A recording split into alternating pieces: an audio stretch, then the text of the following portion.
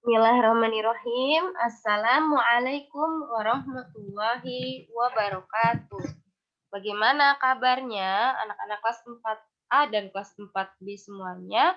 Semoga kalian semuanya dalam keadaan sehat selalu dan selalu dilindungi Allah Subhanahu wa taala, dijauhkan dari segala macam bahaya, penyakit dan lainnya ya. Amin. Kali ini kita akan belajar materi rangkuman tema 9 yang kita akan gunakan untuk persiapan penilaian akhir tahun. Nah, Ibu akan menjelaskan rangkuman yang sudah Ibu bikin ya. Pertama, pelajaran PKN terlebih dahulu. Simak baik-baik. Sebelum kita membahas materi ini, sebaiknya kita membaca doa terlebih dahulu. Membaca doa sebelum belajar dari rumah masing-masing. Dimulai. Bismillahirrahmanirrahim. Allahumma ftah lana hikmataka wanjur alaina rahmataka min khadaini rahmatika ya arhamar rahimin. Rabbi zidni ilma warzuqni fahma. Allahumma la sala illa ma ja'altahu sahla wa anta taj'alul hazna idza syi'ta sahla. Amin. Semoga Allah memperlancar belajar kita hari ini ya.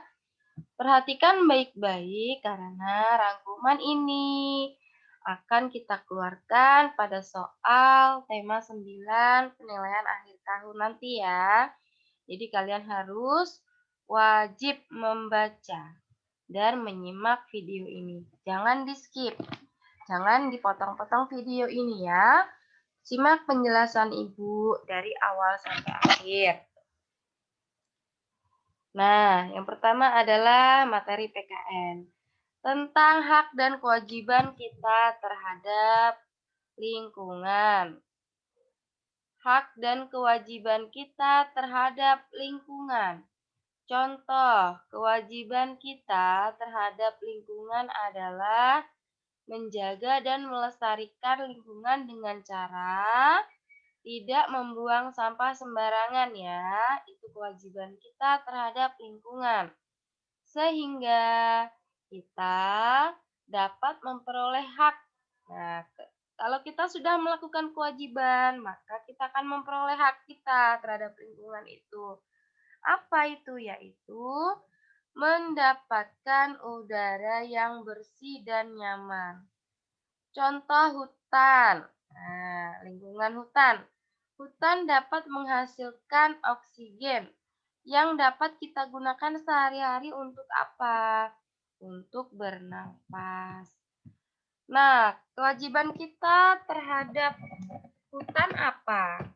Nah, ada kewajiban kita terhadap hutan ya. Yaitu, sebentar, Ibu scroll ke bawah dulu ya. Kewajiban kita terhadap hutan apa kira-kira?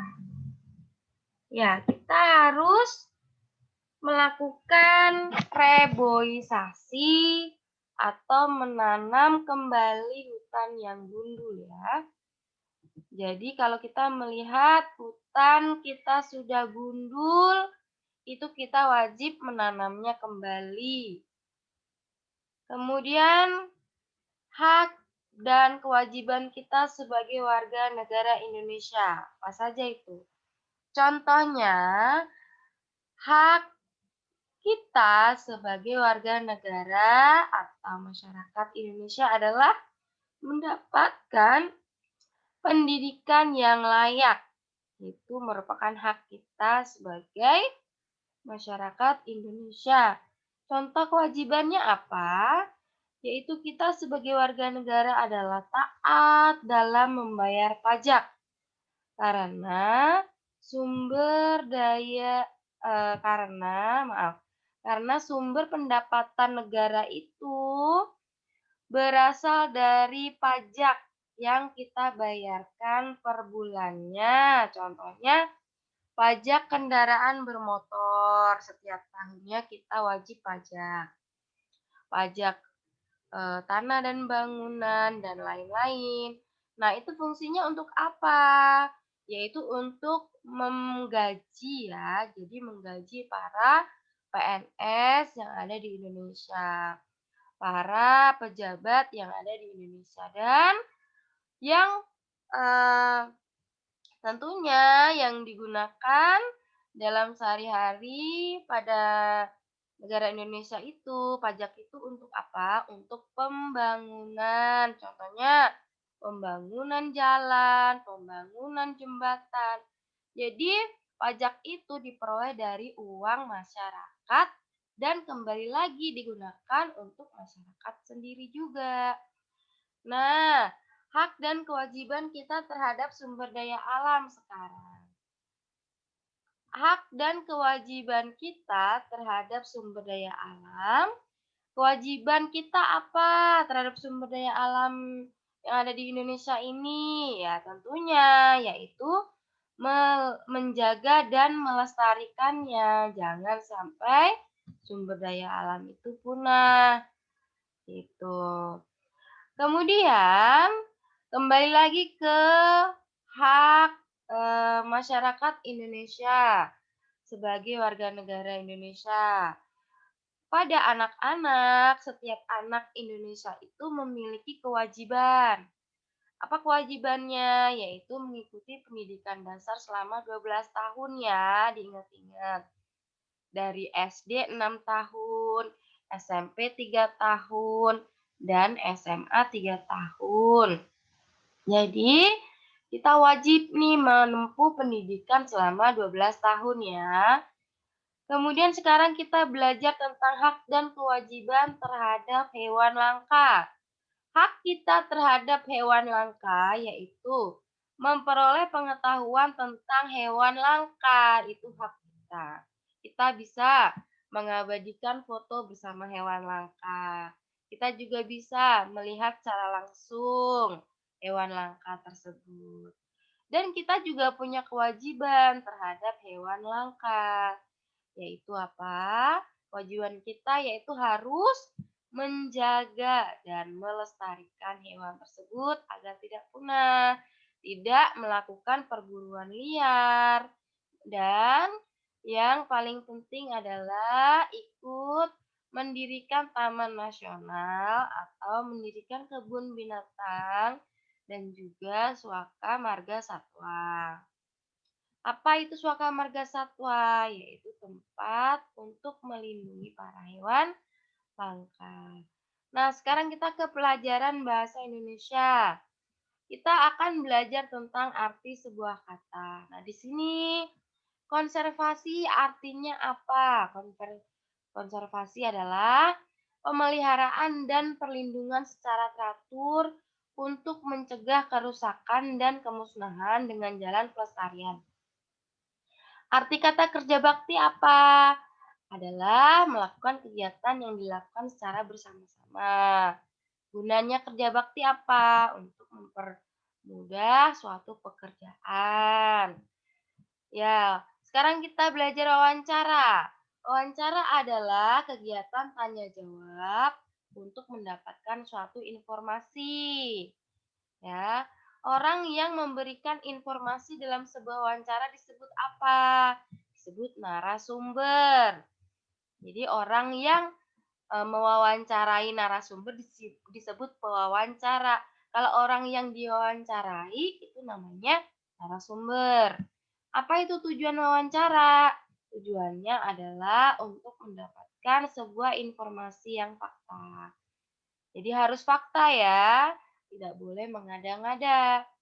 Kemudian contoh narasumber yang dapat kita peroleh sebagai bahan untuk kita ajak tanya jawab itu dan informasinya bisa kita catat itu biasanya orang yang bisa kita wawancarai adalah guru, petugas pemadam kebakaran juga bisa, presiden, pedagang, penjahit, dokter, dan lain-lain. Kalau guru itu contohnya wawancara tentang apa? Ya, misalkan wawancara tentang bagaimana sisi positif dan sisi negatif belajar daring, itu juga bisa, atau belajar online.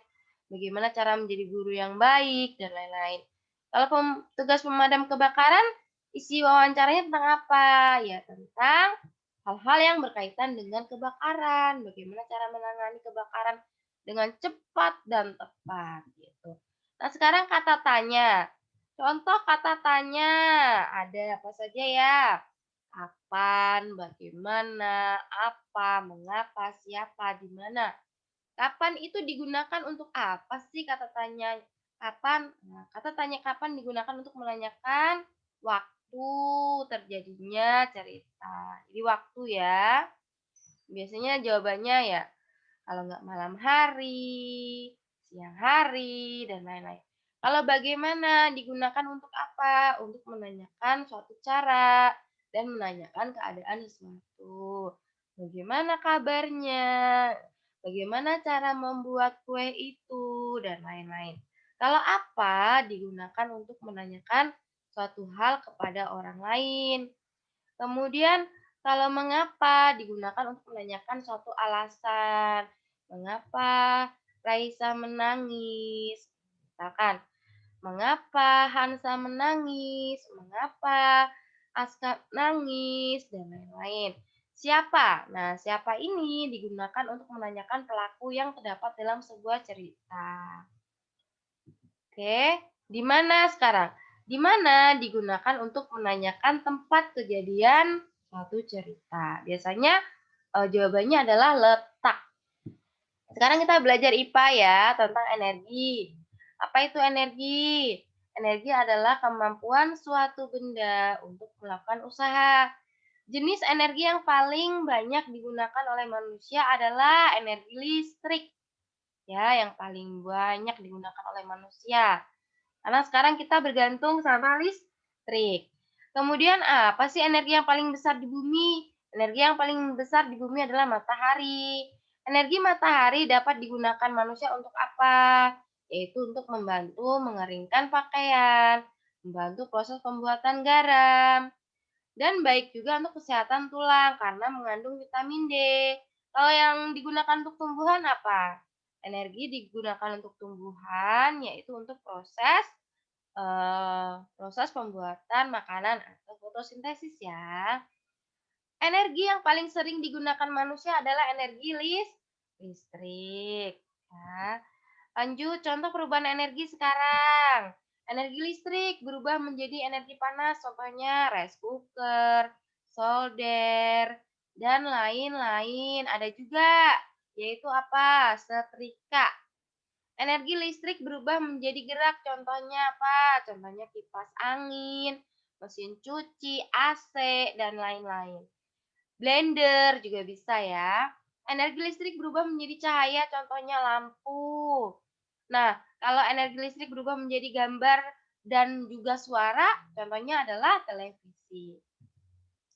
Sumber daya alam dibedakan menjadi dua ya, yaitu sumber daya alam yang dapat diperbarui dan sumber daya alam yang tidak dapat diperbarui. Contohnya, sumber daya alam yang dapat diperbarui itu berupa air, tanah, udara, tanaman, dan lain-lain. Sumber daya alam yang dapat diperbarui itu jumlahnya sangat banyak dan berlimpah. Gitu. Contoh sumber daya alam yang tidak dapat diperbaharui adalah emas, perak, besi, tembaga, minyak bumi ya, dan lain-lain. Kemudian sekarang kita belajar IPS. Nelayan memperoleh nafkah dari laut, artinya bahwa lingkungan laut berfungsi sebagai apa? Sebagai sumber penghidupan atau sumber ekonomi bagi nelayan tersebut, yaitu untuk memperoleh nafkah ya. Nelayan tugasnya apa? Yaitu mencari ikan ya. Jenis sumber daya alam ada dua ya. Ada hayati dan non hayati. Nah, sedangkan sumber daya alam hayati itu ada hewani dan ada nabati. Kalau hewani itu bersumber dari hewan. Contohnya ada kambing, kerbau, sapi, ayam, dan lain-lain. Nah, kalau nabati itu bersumber dari tumbuhan. Ya, kita harus menyebutkan nama-nama tumbuhan. Contohnya adalah ya kayu atau pohon. Kemudian sumber daya alam non hayati biasanya berasal dari sumber daya alam yang bukan berasal dari makhluk hidup. Contohnya air, sinar matahari, udara, tanah, bahan tambang, gas alam, dan minyak bumi. Ya, sumber daya alam yang bisa diperbaharui itu sifatnya berlimpah dan banyak. Kemudian, manusia disebut makhluk sosial. Kenapa? Karena dia tidak bisa hidup sendiri atau membutuhkan bantuan dari orang lain. Minyak bumi dan batu bara merupakan sumber energi yang berasal dari fosil makhluk hidup yang berubah secara perlahan-lahan selama jutaan tahun yang lalu.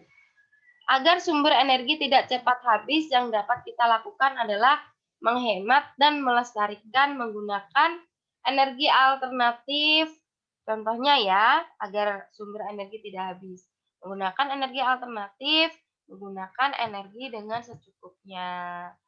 Seperti itu ya, dan lain-lain. Nah, itu saja yang dapat Ibu jelaskan. Kalian baca-baca lagi ya, untuk menghadapi penilaian akhir tema. Kalian dapat menyimak video ini secara berulang-ulang. Akhirul salam. Wabillahi taufiq wal hidayah. Wassalamualaikum warahmatullahi wabarakatuh. Jangan lupa untuk membaca doa sesudah belajar ya. Oke. Alhamdulillah. Subhanakallahumma wa bihamdika asyhadu an la ilaha illa anta astaghfiruka wa atubu ilaik. Dadah semuanya. Terima kasih sudah memperhatikan.